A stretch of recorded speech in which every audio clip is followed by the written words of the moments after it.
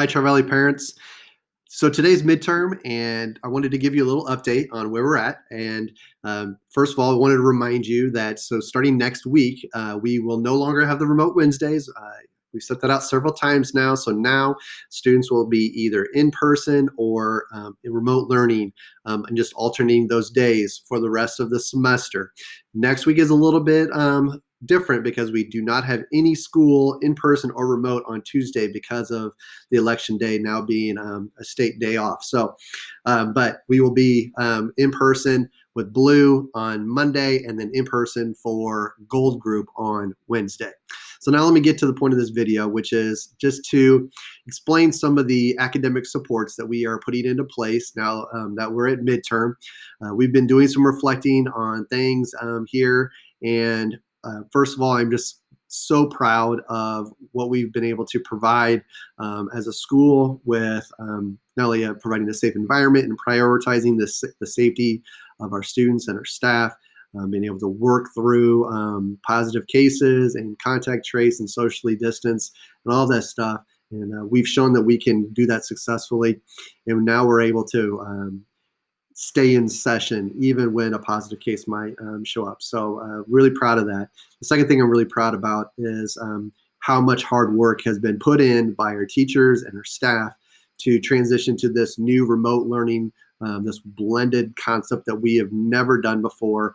And I know how much work that is taking for our teachers to recreate and just reimagine their lessons, simplify or adjust things. For every single lesson that they've done in the past, they're having to redo it all. And so I just want to say thank you to the teachers and staff. I know it's gonna be something we continue to learn as we go, but they are just putting in so much work, and so I'm grateful for them. So blended learning, we've seen some students be very successful with it, but just to be frank, some students we're also seeing are really struggling with it. And we're hearing from students that it's difficult. We're hearing from some students that how they're having to take on more ownership and more responsibility with them being at home. And so we wanted to, what could we do to provide some more support?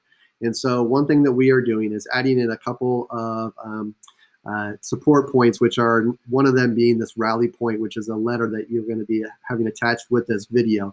It's an after-school study hall that we're going to start doing not next week, but the following week. So we'll be using the grades and the basically allowing one more week of teachers explaining the system to the students. And then we'll start this on Monday, November 9th, where we will be assigning teachers will assign students a letter that basically says, we need you to stay for the following in-person day after school from 2 to 3 o'clock to work on missing assignments or to get a better grasp on the content that they're struggling with.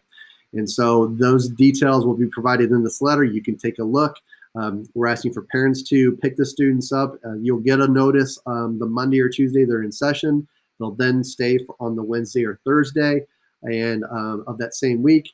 And they'll bring this letter home for you to sign. And then we're asking for you to provide parents transportation. If you cannot, there is some limited bus transportation. And you can read along on that letter on how you would actually sign up to do that. Okay, so that's Rally Point, the after-school study hall.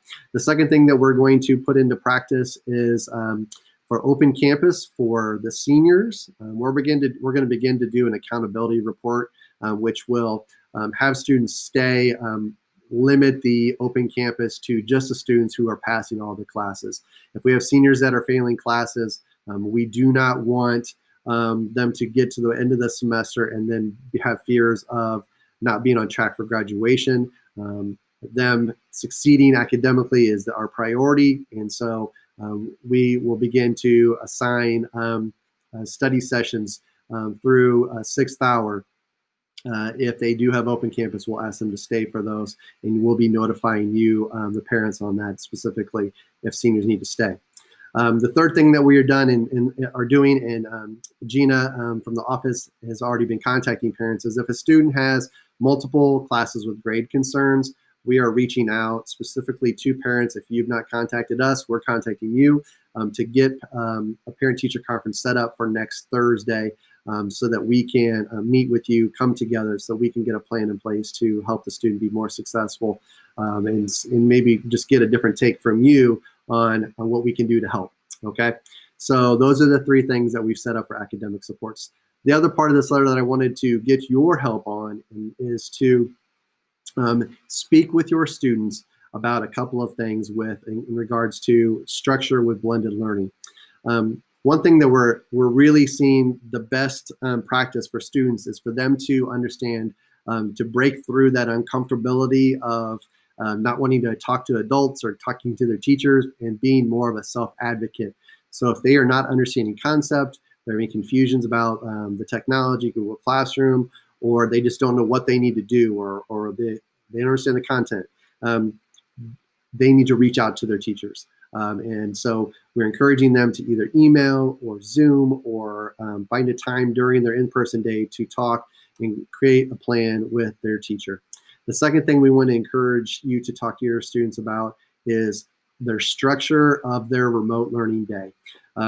If the students are like me, they don't always work their best at home. There's a lot of distractions at home.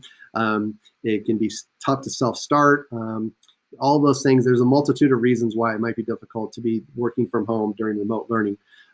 Please talk with your students if you haven't already. And if you have, go back and review it about how they should be structuring their day.